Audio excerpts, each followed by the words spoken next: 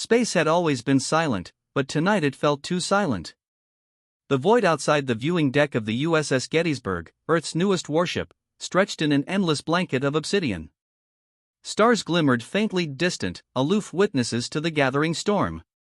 Inside the ship, dim emergency lights bled red across steel walls, humming faintly with the quiet thrum of reactors buried deep in the hull. The crew held their breath as the vast shadow of the alien fleet blotted out starlight one vessel at a time. Commander Michael Hartman stood at the helm, hands clasped tightly behind his back. His jaw was a wall of tension, his eyes locked on the tactical holomap hovering above the console. One by one, alien icons flickered into existence: cruisers, carriers, dreadnoughts, an entire armada belonging to the Zereth Dominion, the so-called pride of the galaxy. Their arrival was not just expected, it was promised. Earth had stepped out of the shadows too quickly, and the Galactic Order had moved to remind humanity of its place. "They outnumber us 30-1, murmured Lieutenant Anna Morales, her voice barely above a whisper. She was young, bright-eyed, and yet her knuckles had gone pale where they gripped the railing beside Hartman. "Sir, if their records are true, we won't last 5 minutes against their plasma arrays." Hartman didn't answer at first. He studied the display, letting the fear settle across the bridge like a suffocating fog. The Zereth fleet gleamed in perfect formation, their hulls curved like blades, every angle of their design radiating superiority. The galaxy had long sung praises of their engineering, ships that moved faster, struck harder, and endured longer than any other.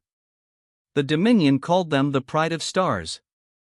5 minutes, Hartman finally said, his tone grave but unyielding. "Then we make those 5 minutes matter." A silence followed, thicker than steel. In the far corner, Chief Weapons Officer Daniel Briggs cleared his throat, adjusting his cap. His eyes were sharp, cold, an old soldier's eyes. "Railguns are armed, sir. Coils are hot. All batteries green. Railguns. Ancient by galactic standards. Crude, kinetic, unfashionable. To the Zereth, they were laughable relics, barely worth defensive fire. But the Gettysburg's engineers had rewritten that story. These were not the fragile cannons of Earth's past, they were monsters, barrels the length of city blocks, magnetic rails charged with enough power to rip holes through moons. And more importantly, they had something the Zereth did not: unpredictability. Plasma could be calculated. Light could be refracted. But a tungsten rod traveling at 30 kilometers per second? That was chaos incarnate. Targeting solutions? Hartman asked. Briggs smirked thinly. Locked on their flagship. Dominion likes to stand tall. Maybe it's time someone cut them down to size. Before Hartman could reply, a booming voice echoed across the bridge's comm system, the alien broadcast they'd been waiting for. It rolled like thunder, translated into human tongues by the Gettysburg's AI. Terran vessel. This is Admiral Zorash of the Zereth Dominion. You have trespassed into our sovereign stars. You carry weapons unfit for your kind. Surrender, and you may live as servants. Resist, and you will be reduced to ash. The crew froze. Even through machine-filtered translation, Zorash's arrogance cut deep. Servants. Ash. He wasn't bluffing, he didn't need to. The Dominion had ruled this quadrant for centuries, crushing challengers with effortless precision. Their record was flawless. Hartman drew a slow breath. Open channel, he said. Anna hesitated, then nodded. You're live, sir. The commander straightened, his voice calm, steady, and carried with it the weight of defiance. This is Commander Michael Hartman of the United Terran Navy. You've mistaken us for prey. That's your first mistake. Your second was thinking Earth fights fair. He cut the channel before Zorash could respond. On the display, alien vessels shifted. Their formation adjusted, sleek hulls gleaming as energy signatures spiked. Plasma batteries hummed to life, glowing like the eyes of demons in the dark. The pride of stars was moving in. Hartman turned to Briggs. Fire. The first volley roared like thunder gods unchained. The Gettysburg's railguns spat tungsten lances into the void, streaks of kinetic fury too fast for the eye to track. The bridge shook with the force of it, as if the ship itself had unleashed its fury upon the universe. A heartbeat later, the impact landed. The alien dreadnought at the tip of their formation cracked like glass under a hammer. Its shields flared brilliantly, shattered, and then the slug punched through its hull with a violence never before witnessed in Galactic War.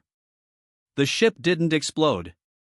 It collapsed, folding into itself, its structure buckling as if an invisible fist had crushed it from within. A silent flower of debris blossomed against the stars. Gasps filled the bridge. Morales covered her mouth with trembling fingers. Even Briggs's hardened face faltered with awe. One ship, one of the galaxy's proudest, gone in a single strike. Reload rails, Hartman barked, his own heartbeat hammering against his ribs. Target the next cruiser. Keep firing until they understand. The Gettysburg fired again. And again. Each tungsten slug was a nail in the coffin of the Dominion's arrogance. Alien ships scattered, their formation breaking as commanders scrambled to comprehend the impossible. For centuries, no species had dared strike them, much less wound them. Yet here was Earth, hurling metal rods like primitive savages and shattering gods with every shot. But victories are never without cost. Plasma fire retaliated in blinding arcs, carving through the void. The Gettysburg shuddered as its shields absorbed the first barrage, molten light streaking across its armor. Warning sirens howled. Panels sparked. Smoke curled across the bridge. A direct hit on the starboard wing split plating and sent a tremor through the ship's spine. "We can't hold this forever," Morales shouted over the chaos. "Their numbers are too high."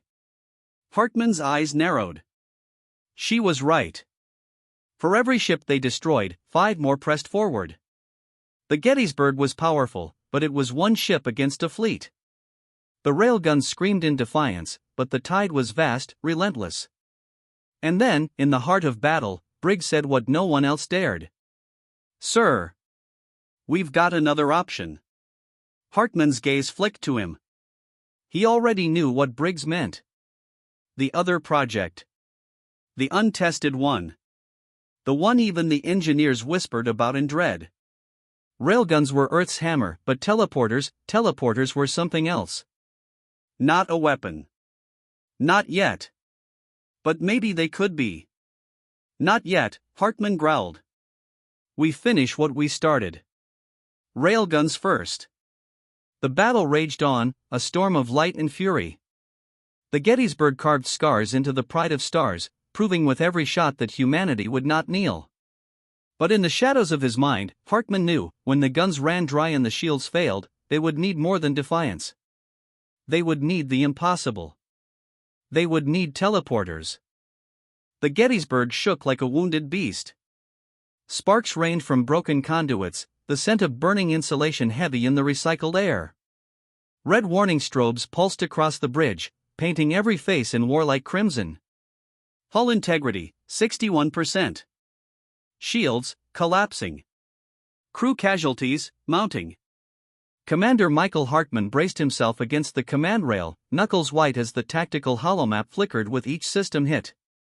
The once proud formation of the Zereth Dominion had fractured, dozens of ships obliterated by Earth's railguns, but their sheer numbers were proving merciless. For every dreadnought gutted, 3 more advanced, spitting plasma arcs like thunderbolts. We've lost coil integrity on Battery 3. Chief Weapons Officer Daniel Briggs shouted from the weapons station. His voice was hoarse, but his eyes still blazed with iron. Recoil compensators are fried. Firing again could tear the rails clean off the hull. Then patch the damn compensators. Hartman barked. Briggs slammed a fist against the console. I can't, sir. We've pushed them past safety. They weren't built for this rate of fire. The Gettysburg groaned as another plasma barrage raked its flank, shields buckling under the onslaught. Alarms wailed. One of the forward decks had gone dark, the screams of crew faint but real through calm static. Lieutenant Anna Morales turned toward Hartman, desperation written across her soot-streaked face. Commander, if we keep trading like this, they'll grind us down. The railguns have done their job, but they won't be enough. Her words carried a weight Hartman had hoped never to face. He looked at her, then to Briggs. Both knew what she meant. The other option. The one they had sworn was a last resort. Hartman drew in a slow, steady breath, the kind a man takes before opening a door he knows will never close again. Bring me the science officer. Moments later, Dr. Rachel Carter, head of the Gettysburg's experimental division, strode onto the bridge. Her white lab coat was scorched, her hair wild, her eyes sharp with both fear and conviction. "You're going to ask me about the teleporters," she said flatly, not waiting for orders. Hartman's silence was confirmation enough. Carter set her jaw. "They're not ready. We've tested short-range matter transfers inside sealed chambers, but scaling it? Across hulls? Onto moving targets?" She shook her head sharply. "We're talking about tearing holes in reality, Commander. Misalign one coordinate, and you don't teleport a warhead, you scatter molten debris across our own decks." Briggs leaned forward, voice low and gravel-thick. "Doc, with respect, we don't have the luxury of clean tests. Either we try your toy, or we die here." Carter glared at him, but beneath her anger was truth. The Dominion fleet closed in. Already, the Gettysburg was slipping from defiance into desperation. Hartman's voice cut through the rising panic. "Dr. Carter. Answer me this, can it work?" Carter hesitated. Her lips parted, closed, then parted again. "In theory, yes. The coils can lock onto a set of spatial coordinates and shift an object through folded space. A slug. A torpedo. Even a person." She lowered her gaze. "But theory won't keep us alive if it fails." Hartman's decision was quiet but absolute. "Then we test it. Now." The bridge fell into stunned silence. Even Morales, who had silently prayed for this call, paled at the words. "Target?" Briggs asked, almost reverently. Hartman's eyes locked on the holomap. In the heart of the Dominion formation, massive and ornate, loomed the Admiral's flagship. Shield shimmering like an untouchable fortress, its guns spat plasma storms with contemptuous ease. Admiral Zorash had not flinched once during the Railgun massacre. His pride was his shield. His arrogance, his armor. "That one," Hartman said. "Their spine. Their pride." Carter swallowed hard. "You understand, Commander, this will either be the greatest moment in human history or the last." Hartman didn't blink. "Do it." The teleportation chamber was buried deep within the Gettysburg, a cathedral of humming coils and glowing rings. Engineers scrambled around it like frantic priests, their voices a chorus of half-finished calculations and shouted warnings. The experimental drive pulsed with raw power, bending the air around it in faint ripples. Carter stood at the central console, her hands a blur as she entered coordinates. Sweat streaked her temples. Every keystroke was a prayer against disaster. "Loading warhead," Briggs announced, personally overseeing the arming of a tungsten penetrator. It was crude, heavy, designed to be hurled at impossible speeds. But this one would skip the distance altogether. Morales watched from the side, clutching her datapad like a lifeline. Her whisper carried across the chamber, "Please work. Please, just once, work." Carter's voice broke through, taut with strain. "Coordinates locked. Target, Zerith flagship. Brace for." The world stuttered. A flash of blinding white swallowed the chamber, air howling as if sucked through an invisible tear. The warhead vanished from its cradle, leaving only the echo of its departure. For a heartbeat, nothing. Silence. Then the holomap lit up. Gasps erupted as the Dominion flagship, once an untouchable colossus, screamed with sudden agony. Its shields flickered, ruptured from within, as if something had bypassed them entirely. A tungsten slug materialized inside its hull, tearing through decks, reactors, crew. The flagship convulsed, fire blossoming along its spine, before splitting in two like a carcass gutted by lightning. On the bridge of the Gettysburg, Morales collapsed into her chair, laughing and crying all at once.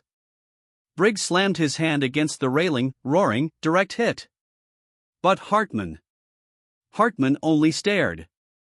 His chest was tight, his throat dry. They had done it. Teleporters, not tested in war, not even trusted in peace, had just shattered the unshatterable. For the first time in centuries, the galaxy's pride had bled. The Dominion fleet faltered. Their once perfect formation broke, confusion rippling through their commanders. They had expected railguns to sting, but this was sorcery. To them, humans had just rewritten the laws of battle. Admiral Zorash's voice returned, no longer the calm thunder of arrogance but the sharp crack of fury. Terrans! What witchcraft have you unleashed? Hartman answered coldly, his voice a blade of iron. You called us servants. You thought us weak. Now you'll learn, Earth doesn't bow. Earth rewrites the fight. Yet even as the Dominion reeled, the cost loomed heavy. The Gettysburg trembled with each retaliatory strike. The teleporters, barely stable, drained power like a starving beast. Carter's readings screamed warnings of coil collapse. Commander, she shouted, we can't fire again so soon. Another jump could overload the core. Hartman's eyes swept the holomap, dozens of ships still bearing down, their guns poised to avenge their fallen flagship. He clenched his fists. Then we time it. Railguns first. Teleporters later. We'll bleed them with steel until they give us the opening. The crew nodded, no longer just soldiers but believers. They had tasted the impossible, and it had tasted like victory. As the Gettysburg banked into the firestorm, its rail screamed again, tungsten fury lancing the stars. And behind them, coils glowed with the promise and the threat of another impossible strike. The battle was far from over. But one truth now rang across the void, undeniable and eternal. The pride of stars was broken. And humanity was not done breaking it. The Gettysburg groaned with every passing second, its armor scored black from plasma fire, its hull vibrating with the strain of defiance. The great ship had become both legend and coffin, depending on how much longer she held. Commander Michael Hartman stood at the center of the storm, his eyes fixed on the holomap, where red icons swarmed like a tide of hornets. The Dominion had lost its flagship, but their vengeance had not dimmed. If anything, it burned hotter, like a wounded animal thrashing with unreasoning rage. 2 more cruisers inbound on Vector 49. Lieutenant Anna Morales shouted from Tactical. They're trying to box us in. Battery 4 is cold, sir, Chief Weapons Officer Daniel Briggs barked, sweat dripping down his temple. We've got maybe 3 shots left before the rails melt into slag. The bridge lights flickered as another plasma barrage slammed into the Gettysburg. One of the side decks ruptured, venting a plume of fire and debris into space. Hartman's stomach twisted, he knew lives had gone with it. And yet, no one on the bridge faltered. They had already crossed the threshold between fear and fury. Bring us around, Hartman ordered, his voice steady even as the deck beneath him trembled. Keep their guns chasing us. Don't give them a clean shot. The Gettysburg heaved, engines roaring as it banked hard to port. Railguns fired, the sound like the wrath of titans, shredding another Dominion destroyer into fragments. But for every victory, 3 more enemy ships pressed in. Hartman knew the truth. The railguns had bought them pride. The teleporters had bought them awe. But neither would buy survival, not unless they pushed further. He turned toward Dr. Rachel Carter, who had just burst back onto the bridge from the teleporter chamber. Her face was pale, streaked with sweat, her hands shaking from overexertion. They can't handle another shot, she gasped. The coils are degrading. If we attempt another teleport at full warhead yield, the chamber could collapse. Collapse how? Morales demanded. Carter's voice dropped, the weight of it chilling the bridge. Collapse as in, it won't just tear apart the chamber. It could take half the ship with it. Maybe all of it. For a moment, silence. Just the sound of klaxons and the distant groans of tortured steel. Briggs slammed his fist against the console. Then we do it. Better we burn out taking them with us than die as target practice. Hartman's gaze swept the room. His crew looked back, faces pale, eyes wide, but not one wavered. They understood. This was the moment history either ended or began. Dr. Carter, Hartman said quietly. How close can you thread the needle? Her lips trembled. If I tie the coils directly into the reactor and override the safeties, I can punch one more shot. A big one. But there's no guarantee it won't consume us. Hartman nodded once, slowly. Then we aim it where it matters most. On the holomap, the Dominion fleet shifted again, tightening their formation around a cluster of carriers. The carriers spewed squadrons of fighters, overwhelming the Gettysburg's point defense. Behind them loomed their command relay, a dreadnought nearly as massive as the fallen flagship. Its comm arrays shimmered, broadcasting orders across the fleet. Kill that, and the Dominion would be blind, scattered. Hartman raised his chin. That dreadnought. Their relay. We cut the head off the snake. The teleporter chamber throbbed with impossible energy. Coils glowed white-hot, sparks cascading like molten rain. Engineers worked frantically, some praying, others weeping as they strapped down cables that screamed with overloaded current. In the cradle sat the last tungsten penetrator, scarred, dented from handling, but lethal all the same. Its simple design was almost laughable in the face of galactic plasma tech. But sometimes the simplest tools carried the deadliest weight. Dr. Carter's hands blurred across the console, locking in the coordinates. Her voice shook as she transmitted status to the bridge. Coordinates set. Target locked. Reactor bypass engaged. This will either work, or it'll erase us from history. On the bridge, Hartman drew a long breath.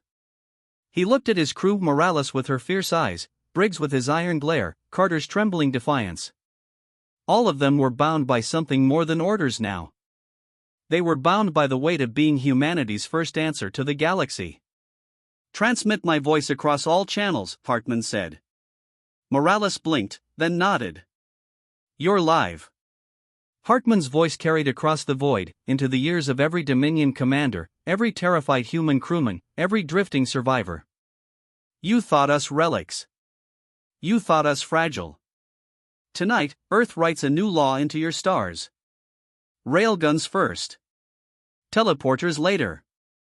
And when history tells of this night, it will tell of the day humanity shattered your pride forever. He lowered his gaze. Dr. Carter. Fire. The chamber howled. Reality warped. A storm of white fire erupted as the penetrator vanished into folded space. For a fraction of a heartbeat, the Gettysburg itself seemed to flicker, as if the universe debated whether to keep it whole. Then, silence. And then impact. The Dominion dreadnought convulsed as though struck by the hand of a god. Shields flickered and died. The slug reappeared inside the relay core, its momentum tearing reactors apart in a chain of fire. The ship split in half, plasma fire pouring like blood into the void. And with its fall, the Dominion fleet broke. Carriers reeled. Cruisers scattered. Fighters faltered, their commands severed. For the first time in centuries, the Dominion knew confusion. They knew fear. On the bridge of the Gettysburg, cheers erupted, raw and unrestrained. Briggs roared. Morales laughed through tears. Even Carter collapsed to her knees, sobbing with relief. But Hartman stayed silent, watching the holomap as the enemy scattered into chaos. His ship was burning, his crew bloodied, but against all odds, they had done it. One ship. One night. One impossible leap. The aftermath was slower, quieter. Emergency crews battled fires. Engineers sealed ruptures. Casualties were counted, names whispered into the records. The Gettysburg drifted, crippled but alive. And across the galaxy, word would spread like wildfire. That the pride of stars had fallen. That the unbreakable had been broken not by some ancient empire, but by a people the Dominion had dismissed as primitives. Later, when the survivors of the Gettysburg limped home, they would be hailed as heroes. But Hartman knew the truth. They weren't heroes. They were a warning. As he stood on the ruined bridge, watching the distant Dominion ships flee into the dark, he whispered words only he could hear. Railguns first. Teleporters later. And after that. His gaze hardened. After that, the galaxy will never look at Earth the same way again.